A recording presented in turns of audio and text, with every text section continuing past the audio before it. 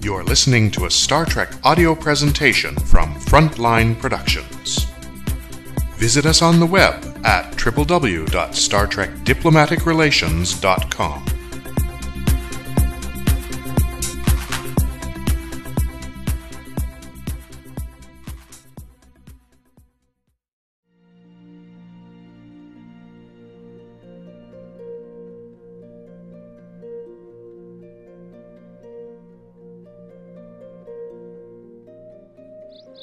Greetings, Ambassador. Borg, it's good to see you. I meant to say hello before the wedding ceremony, but I had business to attend to. I barely got here in time as it was. Your tour of the Federation worlds closest to the Briar Patch has been successful? To a degree. Of course, we left just as the Tholian conflict had been finally dealt with, and that Sirach fellow had been beaten.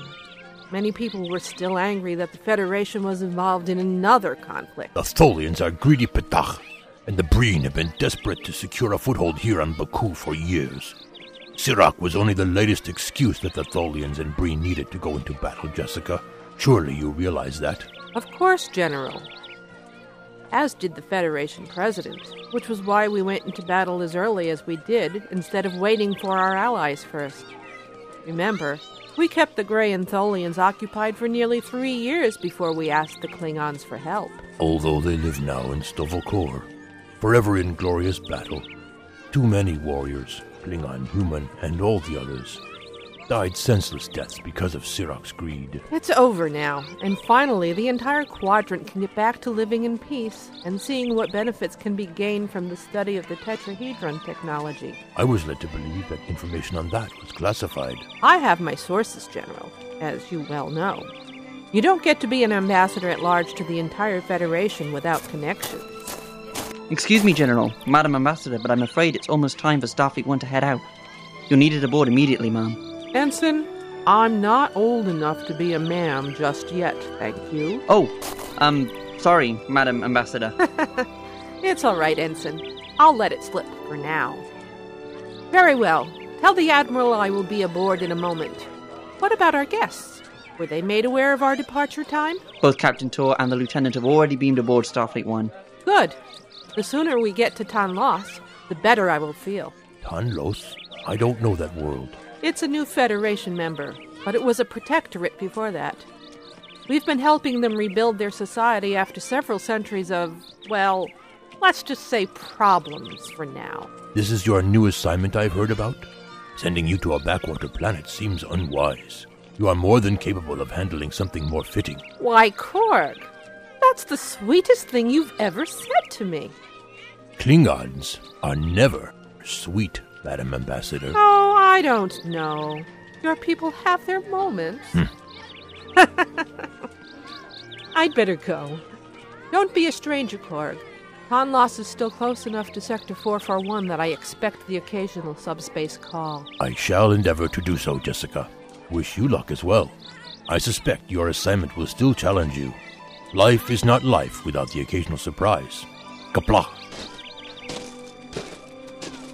Ambassador Kingsley? I'm ready, Ensign. Let's get going. Lipinski to Starfleet 1, 2 to beam aboard. Acknowledged, Ensign. Energizing.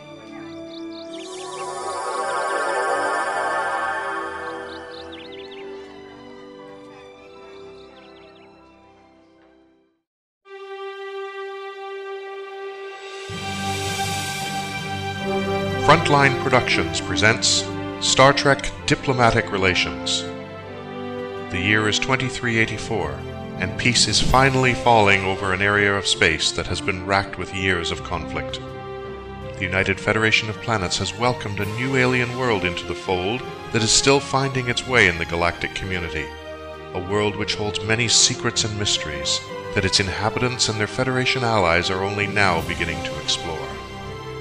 Episode 1, Rapprochment, starring Barbara Pruder as Jessica Kingsley, Carl Pruder as Sovik, and Holly Bednar as Rinci Islan.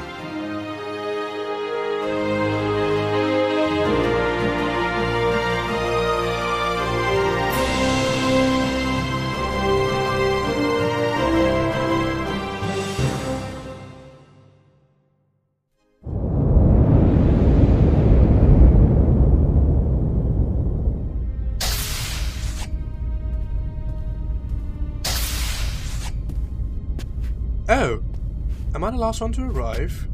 You're late, Mr. Azan. To a classified briefing, no less. Captain Tor and Ambassador Kingsley made it here on time. See that this does not happen again for the duration of this mission. Take a seat! Apologies, Rear Admiral Stocker. I was reading over some old reports from the original sociology team. Interesting read, Lieutenant? Hardly, Ambassador. Frankly, I don't see why the Federation wasted its time before the discovery of the repositories. It was our help that led them to discovering their archives. Otherwise, they'd still be recovering slowly from what happened to them. Yes, well, as sorry as I am about what happened to them in the past, I'm more concerned with the present, and why I was called away from Chiron Station. I have to say I'm a little curious as well, Admiral. Assigning a Judge Advocate General Officer and a linguistic specialist to accompany an ambassador to a newly inducted Federation world doesn't happen every day. I requested it, Captain Tor. Madam Ambassador? As you may or may not be aware, I have recently been visiting many of the Federation colonies and member worlds around the area of the former Briar Patch. The Federation President loaned me the use of Starfleet 1 for this assignment, as a showing of the flag, so to speak. In other words, a PR stunt? Exactly, Lieutenant.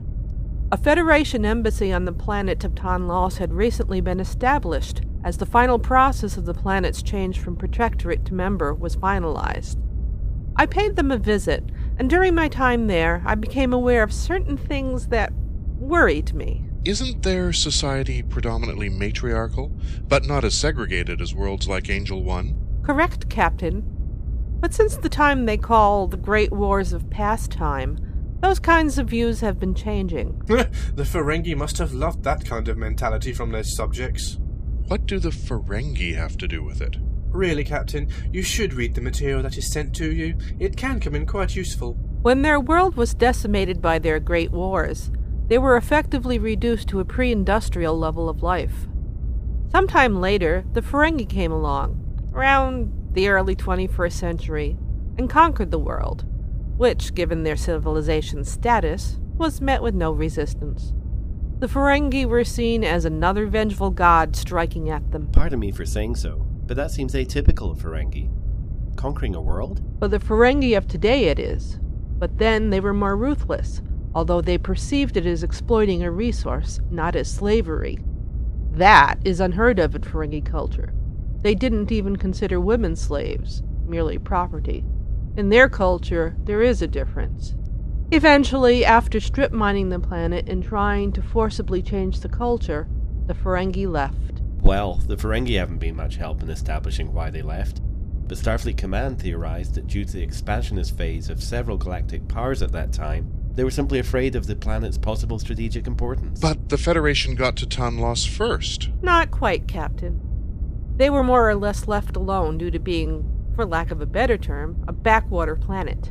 The Tanlana, the people of Tanlos, were able to break down and understand what material had been left behind by the Ferengi forces, and use it to help with their rebuilding efforts, which helped unite the world under a planetary government, the High Curia. They even began to look into space travel, which is when the Federation stepped in. The Federation Council recognized the mess the Ferengi had left behind after a survey ship, the Aldrin, picked up their initial warp trails and conducted some covert observations.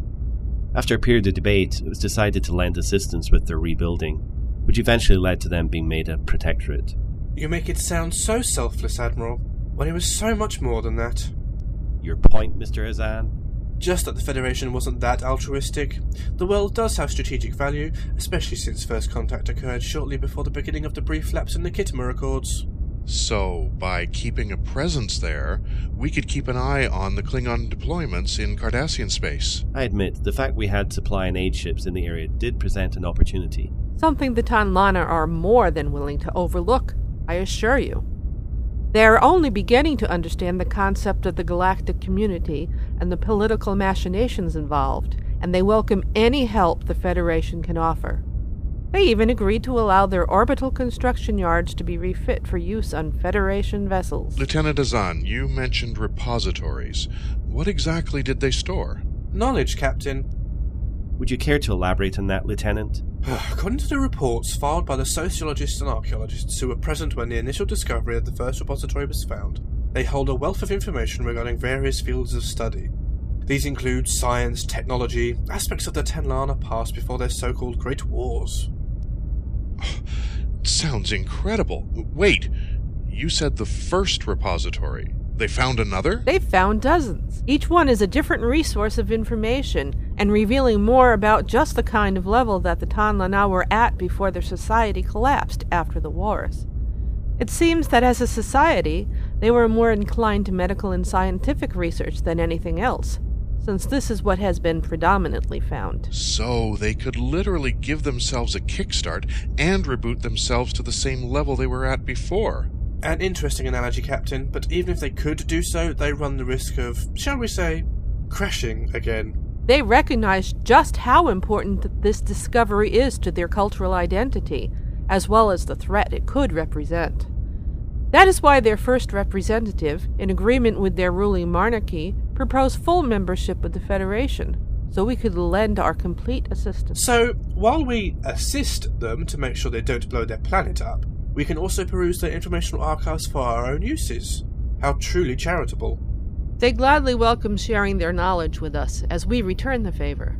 Although they have suspended their own warp program to focus on the repositories, they still welcome any technological assistance we can render as part of being a full, if junior, member of the Federation. Okay, that's the background part of our story over.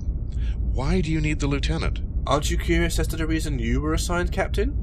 I already am aware of it, Lieutenant. I just don't feel the need to share it. I'm coming to the specific reason, but for now, I would like to introduce a few people to you.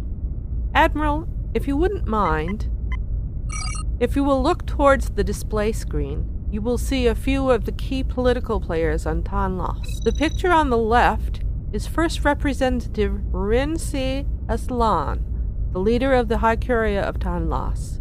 She is a strong proponent of the current attitudes, such as male equality, and the fortifying of relations with the Federation. But she faces quite a bit of opposition. The second, Kriho Timat, is the second representative, deputy leader of the High Curia. Although they share the basic views on male rights, that is where their commonalities stop. He is against full-status Federation membership, seeing the protectorate status as a more ideal redevelopment ground for their culture. He was also running against East Larn in the election that brought her to power. So how is he now in place to be her deputy? Normally, he wouldn't be. But for some reason, Eslan chose him to be her number 2. The age-old adage amongst every race, it seems. Keep your friends close and enemies closer. Is that why Admiral Prentice and Captain Hunter keep you in the Charybdis sector, Lieutenant? Bridge to Admiral Stalker. Stalker here. Go ahead, Commander. Sir, we're coming up on the Tanlos system. Arrival is in 20 minutes. Acknowledged, Commander. Thanks for the heads up.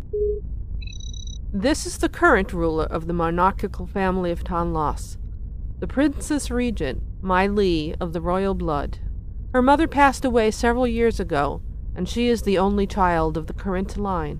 She can't be older than 20, and she is the head of state for the planet? The monarchy is merely ceremonial since the Great Wars. The High Curia has taken over almost every aspect of the everyday political and governmental work. She is essentially a figurehead, but one of the factors we will still have to deal with. In fact, I have to present myself to her to be officially welcomed as Federation Ambassador. Sounds cozy. Actually, it probably will be. I met her during my last visit. She is a very confident and forthright young woman. However, she does embody a somewhat archaic stereotype that the planet is trying to move beyond. As much as I'm enjoying this social commentary, I do have one request, Ambassador. Don't worry, Lieutenant. I'm about to explain why I requested your presence. Take a look at this image. One of the repositories? Exactly. One of the oldest discovered, and judging from most of the writing found with it, probably the first. So, you need me to translate? Surely these Tanlana would be of more help, since I've never actually seen their language before the mission reports you sent me. Actually, I want you to work on something else, Lieutenant. Specifically, this. But that's impossible! My ancient languages are a little rusty. Can someone help me out? What we're looking at is a section of the architecture that is older than all the other repositories combined, and has writing that is apparently not native to Tanlos. We're not sure what it says. There are not many specialist linguists these days, thanks to developments in the Universal Translator. But thankfully, enough are around to work on the languages that the translator still gets stumped by. Mr. Azan here is one such individual, and we're hoping the good lieutenant will be able to get started on this as soon as possible. But who wrote it?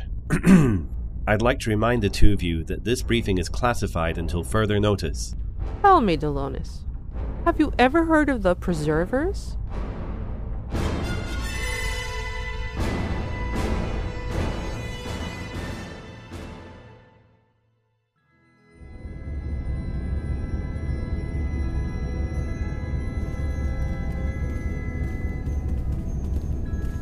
Okay, Jessica, we're alone now. You know I'd do anything for you, but I'm still a little confused myself as to why you need me. I need your eyes, Delonis. You're a great investigator, and I need that instinct, especially considering some of the politicians I will be working with.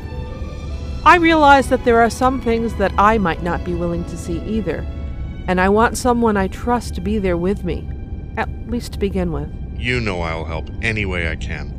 But I'm only on temporary assignment. I won't be here for the long term. Unless I finally sway you to the Diplomatic Corps and out of Starfleet. Have you seen the size of my office on Starbase 590? I'm not leaving that for a while yet. Anyway, I'd better get my things together. I'll see you in the transporter room. See you there, Delonis. Lights. Ah! My God, Seth. You scared me. Were you asleep on the couch? Kinda, yeah. Ow! Damn. What have you done? Nothing bad, I swear. Well, not too bad. Just pulled a muscle, I think. Seth, don't give me the runaround. I was in the holosuite with a couple of the guys that I've met since we got stuck on this tin can. That's all. Seth Adam Kingsley, you are perfectly aware that I banned you from the holosuite because of what happened the last time you went in one unattended. Relax, Mom. We played it safe. It was only a basic security simulation, and we had a lieutenant from security with us the whole time. Well, forgive me for not being put at ease by that. Considering the last time you went into the holosuite, you hacked into the mainframe and went orbital skydiving. With the safeties off! Jeez, will you ever let that one go? How about no? Was your sister with you? No. Megan is also important. She doesn't have to hang around with her little brother just because she can work in the Stellar Dynamics lab. Do me a favor. Just make sure your stuff is ready to be beamed down in the next few hours. Can you do that for me? Sure, whatever. And go find your sister for me. Make sure she is ready as well. I know how you both inherited your father's habit of not bothering with the mundane stuff until the last minute, and I will not keep everyone waiting because of it. Don't worry, we'll do our best not to embarrass you. Ginger tea, warm. You hate ginger tea. It's for you. You're looking a little, exhausted. There are times I really don't understand you. Isn't that what teenagers are all about? When are you heading planetside? In about 20 minutes. I just have to gather a few things that I need to take with me on the beam down. In that case, I'll see you later. After I find Megan. Thank you, honey.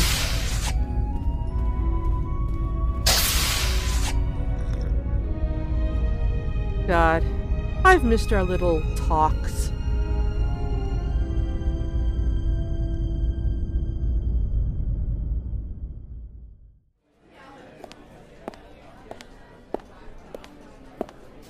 You seem nervous, First Representative. Surely you're not afraid your precious Federation ambassador will risk offending Her Royal Highness by being late? I do not have the patience to put up with your insinuations today, Kreho. Today is a great day in the rebuilding of our society.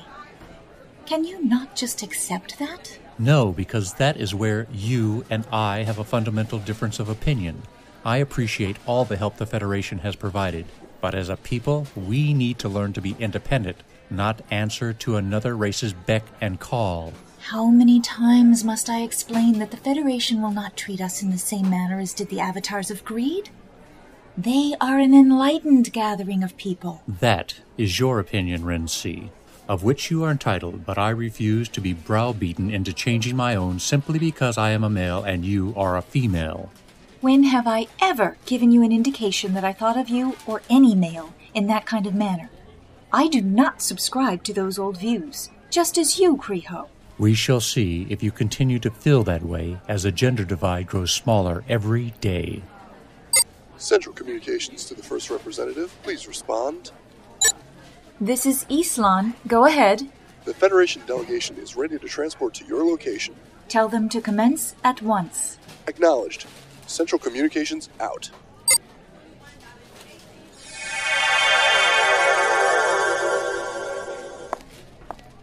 Atu Shalva Ma'ar, First Representative. Thank you for receiving us in this place. Your pronunciation has much improved, Madame Ambassador. I am very impressed. The ambassador did demonstrate a remarkable aptitude for our spoken language during her initial visit, First Representative. Surely an indication of how well versed she is in all facets of our culture. In the spirit of that effort, allow me to introduce myself in the manner of your people. Second Representative Kreho Timat of the High Curia of Tanlos. It is an honor to finally make your acquaintance, Madam Ambassador. I hope you find your time here rewarding. That is quite a handshake, Second Representative. I'm honored you have researched my own people's welcoming rituals. May I introduce my associate, Captain Delonis Tor. Ensigns Taylor and Pritchard are our security escort. Standard procedure for any mission. Of course, Ambassador. I assume they do not have any concealed weapons? That wouldn't be the way we do things, First Representative. We keep everything up front. No offense is intended, Captain Tor, but weapons of any variety are not permitted in the presence of any member of the House of Royal Blood. It is one of our oldest monarchical legislations. One we always intend to show our respect for, Second Representative. Of course, Madam Ambassador. I shall inform Her Royal Highness you are ready to present your letter of credence for her viewing. Fair day to you both. With your permission, First Representative? Thank you, Second Tamot.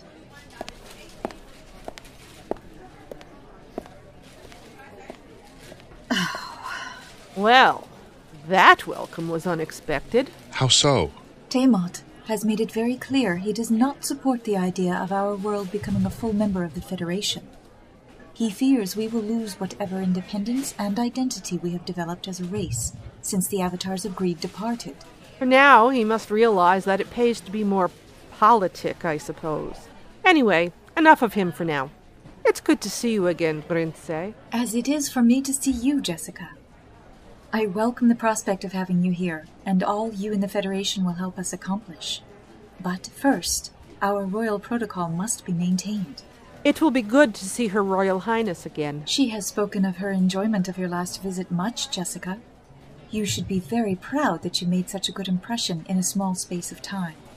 The family of royal blood has not been known for its patience with off-worlders since the Avatars of Greed departed our world. I read some of the initial reports made by the sociology teams when we first made contact with your people. They mentioned that those of royal blood never chose to meet with any of the representatives sent out. Yes, that is true. The family of royal blood has very little to do with our political processes anymore, except for events of ceremonial importance. But the Princess Regent is still recognized as our supreme ruler, at least legally. That is why Ambassador Kingsley must be presented to her for an official moment of reception. Is there anything I should be aware of for the ceremony? Not at all, Jessica. You will present your official letter of credence from the Federation President to Her Royal Highness, and she will give you her blessing and recognize your status. It is merely a formality, but one that must be made in order to send the right message to our people. People like Timat, you mean? Him and others like him. Since the Federation came and helped our people make the most startling discovery to date since the Great Wars, there has been mixed opinion, even though the global referendum welcomed the change from protectorate to full member. Change of any kind can be difficult to deal with, and your world has had more events than most in a relatively short space of time, First Representative. Don't fault your people for being indecisive when it's something perfectly natural. You are right, of course. Anyway, We should make our way to the public chamber. Please, follow me. Any observations to offer so far, Delonis? Nothing as of yet besides the obvious about Tiamat. That is definitely someone I'd like to keep myself aware of for all the wrong reasons. Maybe Azan was right about Aslan keeping her enemies closer than her friends. I intend to ask her that eventually, once we have gotten the pomp out of the way. Not looking forward to your official welcome?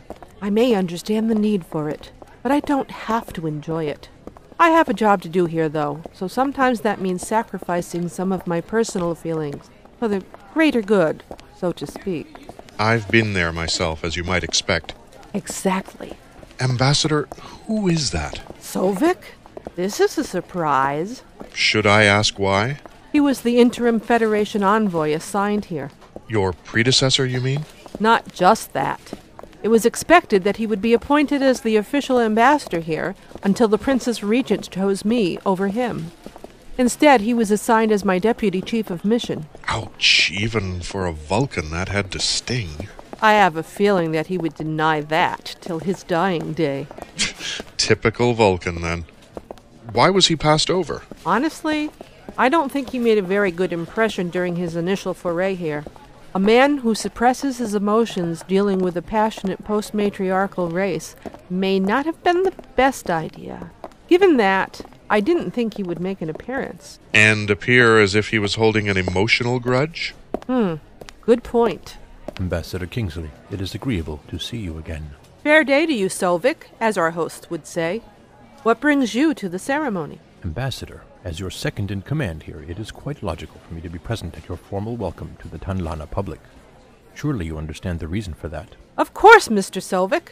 We must show our guests we are a united front for the Federation, whatever our personal feelings. Madam Ambassador, I assure you, my personal feelings have nothing to do with this matter.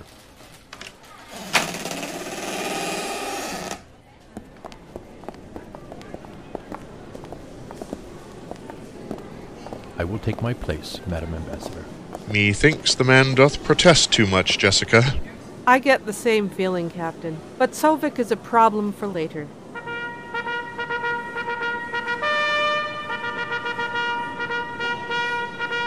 Well, here we go. Members of state, representatives of our esteemed High Courier, and honoured guests, we bid glorious welcome to our ruling Princess Regent, Miley of the Royal Blood. Time to play nice with the locals. Good luck.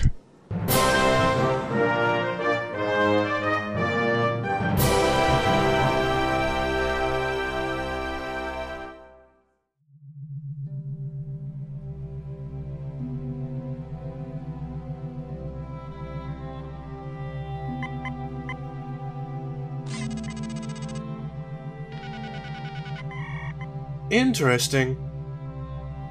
Very interesting.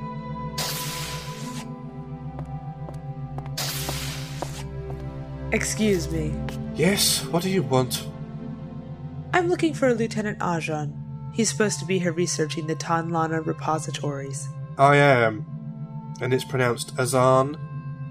Who are you? I'm Ursula Kellen, the science attaché. You're younger than I expected, Lieutenant, for a renowned linguistic expert. Yes, I get that a lot, but I assure you, I have been doing this for longer than you've been alive. Well, I thought I should introduce myself and offer my assistance with your research. Your assistance, you say? Tell me, do you have any experience with preserver text, or even understand the basics? I have been in charge of all those who helped work on the excavation on each repository that has been discovered. I've read everything I could find about the text of the preservers and its various dialects. You've read up on it, really? And does that actually mean you understand what has been written? Even one iota? Who the hell are you to talk to me like this? I'm the one that's going to have to do all the work in order to understand just what reason the preservers had to visit this planet. I would have thought that was obvious. They are the preservers, after all. Really? Tell me, in your studies, did you not notice the prevailing fact that the preservers have only relocated humans? Doesn't it make you think it is a little strange that indications of their presence have been found here, of all places? On a planet where humans have never been settled, but instead an indigenous race developed? I take your silence as your admittance that you hadn't thought of this startlingly obvious fact.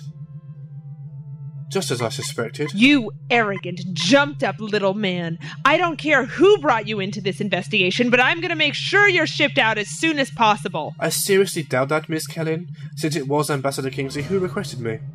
She is well aware of my skills and attributes, I assure you. Now, I have work to do, so I'd appreciate some privacy. Oh!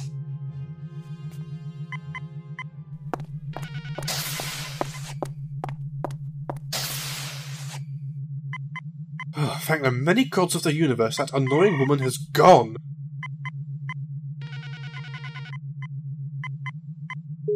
Central Communications to Lieutenant Kieran Azan. Now what? This is Azan. Go ahead. Lieutenant, you have an incoming call from the USS Intrepid. Oh, joy. Just what I always wanted. Put it through down here.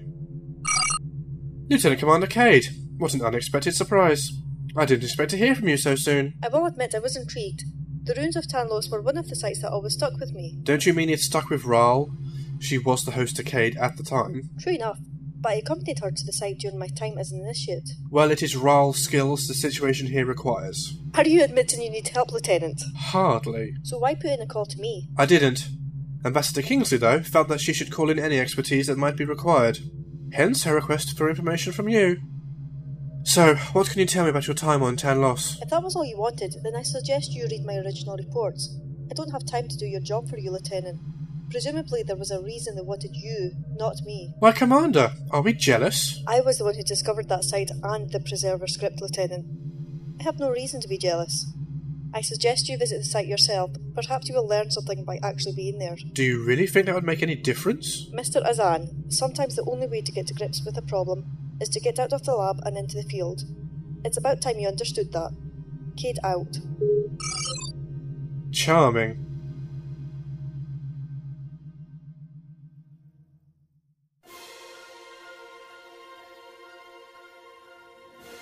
Personal log, stardate 61085.7. I have officially been welcomed by the Tanlana, and I am thankful the welcoming ceremony was brief and to the point. Although I was a little surprised to discover that Princess Miley had decided to bestow a ritual royal title on me. The Lady Envoy has a distinct ring to it, I suppose, but will take a little getting used to, I think. Still, I've never been one for pomp and titles, which many consider strange given the career I've embarked on. But my personal feelings don't matter when considered against what I might help the Tanlana achieve while on this assignment. I do still fervently believe that I will be able to deliver on the promises that the Federation made to Tanlos. But given Starfleet's growing interests in the wealth of information that are held in the repositories, I do have a niggling doubt. Given the many conflicts the Federation, and by extension Starfleet, has been drawn into over the last decade, there has been a shift away from the founding beliefs into more militaristic attitudes, especially with the continued construction of dreadnoughts like the Excelsior and warships like the Defiant. I cannot help but wonder if at some point I will be forced to choose between the Federation I swore an oath to and a planet and people I fell in love with the second I first arrived here. End log.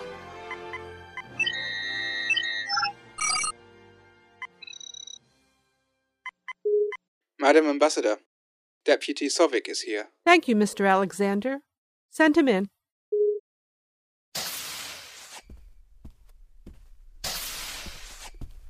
You wished to see me, Your Excellency? Indeed I did, Sovic. Please, take a seat. Very well. How may I be of service? We both know that although the Tanlana may have chosen me to be the official Federation representative, you have been here the longest out of all the various personnel that have been assigned to the embassy. That is correct. Indeed. Well, I was wondering what your perceptions were about some of the others assigned as senior staff members here. I've read through their service records, of course, but you have interacted with them on a more personal basis than I. If we are going to work with these people, I want some better understanding of them. I would wish to point out several errors in that statement, if I may, Madam Ambassador. Okay. Firstly, it would be erroneous to simply assume that my personal perceptions of the various members of senior staff would be beneficial to yourself, since we differ on our opinions of several matters pertaining to our assignments here. Secondly, since we are dealing with these people on a professional level, it would be erroneous to assume that my personal perceptions of the various members of senior staff would be beneficial to yourself, since we differ on our opinions of several matters pertaining to our assignments here. Secondly, since we are dealing with these people on a professional level, Then their service records should contain any and all relevant information needed to understand them. Thirdly, and last of all, I am a Vulcan. Therefore my opinions are without emotional context, which I believe is what your question is actually regarding. Therefore, again, my opinions would be invalid. I appreciate your candor, Mr. Selvig. Allow me to be just as blunt. Service records contain only the barest hint of a person's real measure.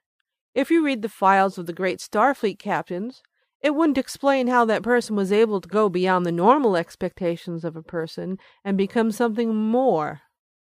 Kirk, Garavik, Carter, Picard, DeSoto, Spock, T'Pol, Soval.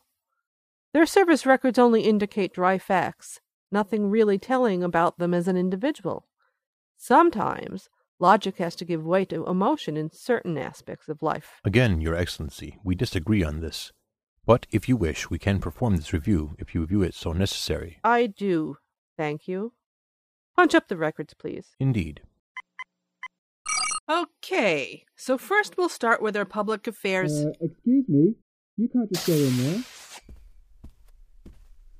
What the hell? Lady Kingsley? That depends on whom you might be, I'm afraid. I'm sorry, Madam Ambassador. He just forced his way in.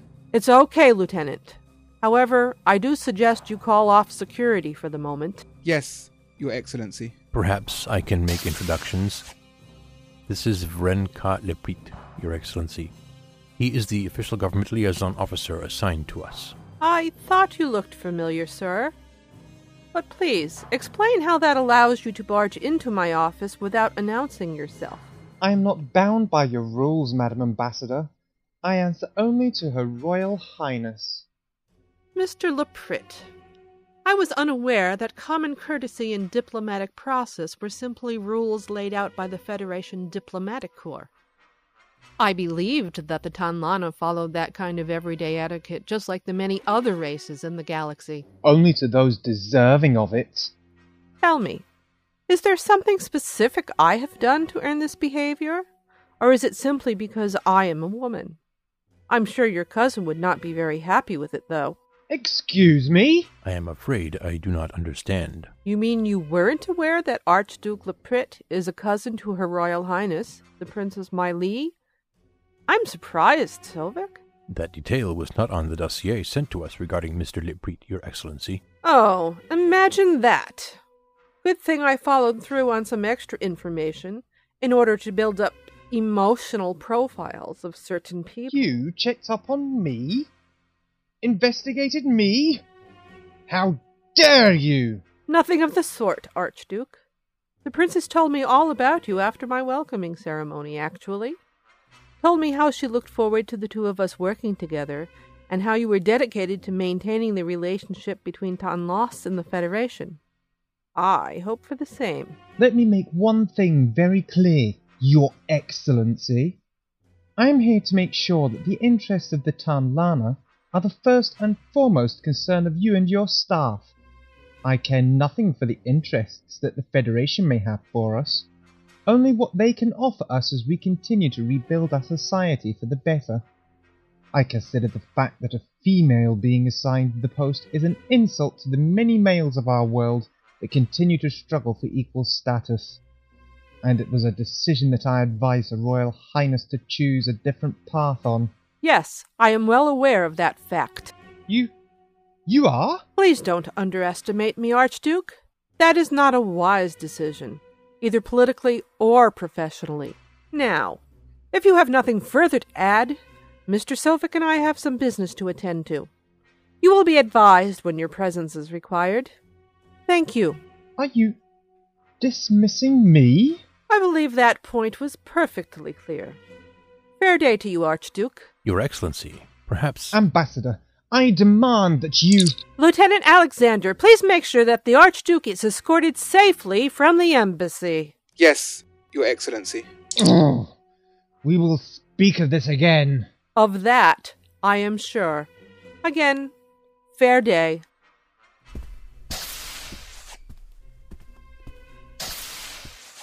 Well, that was an interesting take on first impressions. Madam Ambassador, I do not believe that was a wise decision. He is royalty, at least marginally. Perhaps, but I've hopefully dispelled any illusions he might have about being able to walk all over me.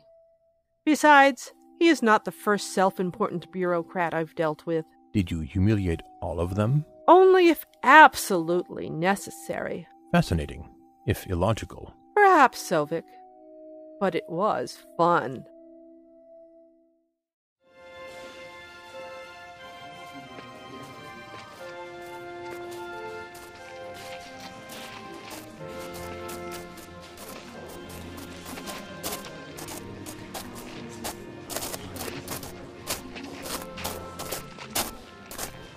Well, it is not what I had anticipated. You were expecting something else? Given the fact that this repository was discovered over a year ago, I would have thought it would be less... filthy. Excuse me? How can anyone work in these kind of conditions and concentrate on their task? Probably because they enjoy the work and don't care about the conditions, Lieutenant. Besides, I'm guessing that it once looked a lot worse than this. If you insist. Hi there! Can I help you? I doubt it. Pardon me? Ignore him. I'm Captain Tor, and he is Lieutenant Azan. We've been sent by Ambassador Kingsley to see the ruins for ourselves. Get an idea of what we're helping the Tanlana rediscover. Oh. Well, follow me and I can give you a tour if you like. I'm sure that would be fascinating, but I have work to do. If you'll excuse me, Captain.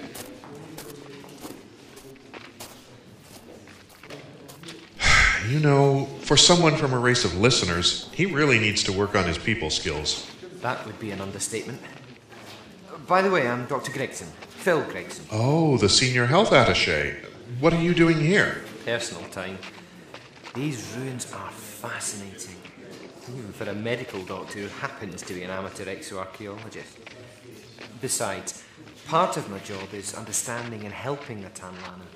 And by learning more about their past, I feel I can help them in the present. Interesting idea. So, that tour. Well, why don't we start with the basics?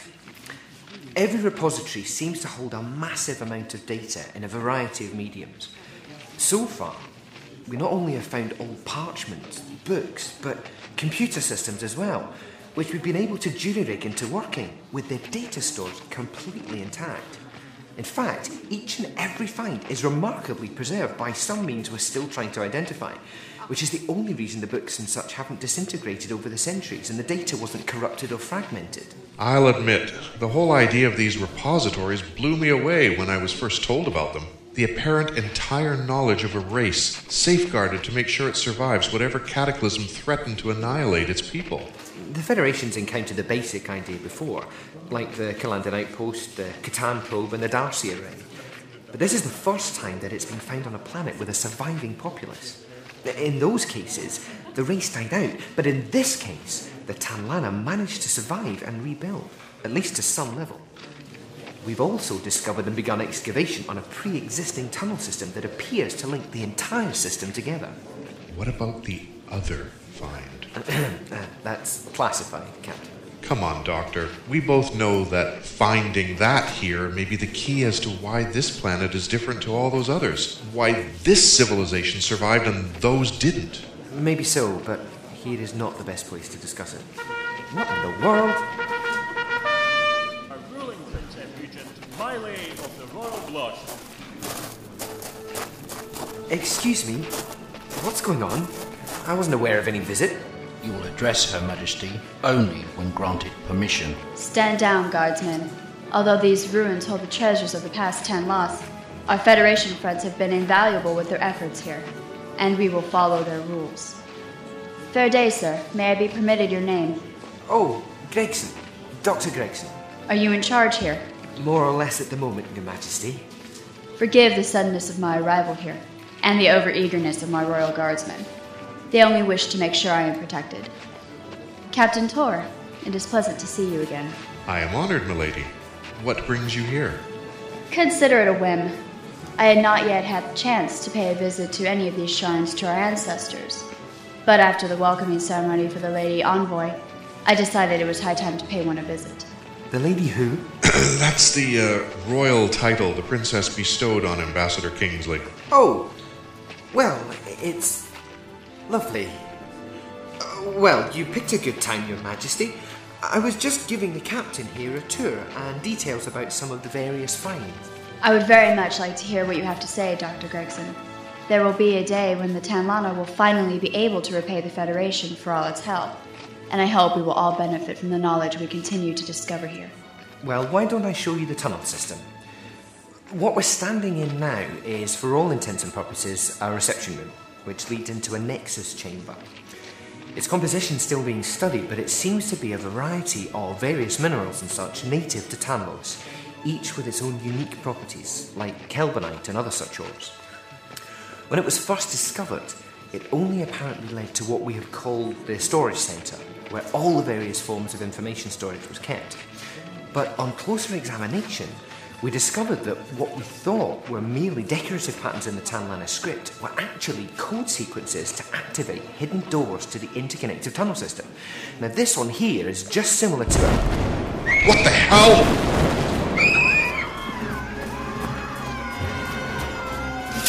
Wait, they're armed with energy weapons. Don't provoke! Princess, get down! Look out! Princess!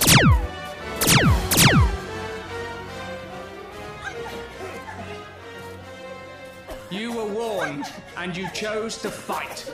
Foolish. Take note that if you heed our words, you'll not be harmed. We are here to make a stand for all those who seek freedom from oppression. And we will not leave until our message has been spread throughout Tanlos, and the change can finally begin.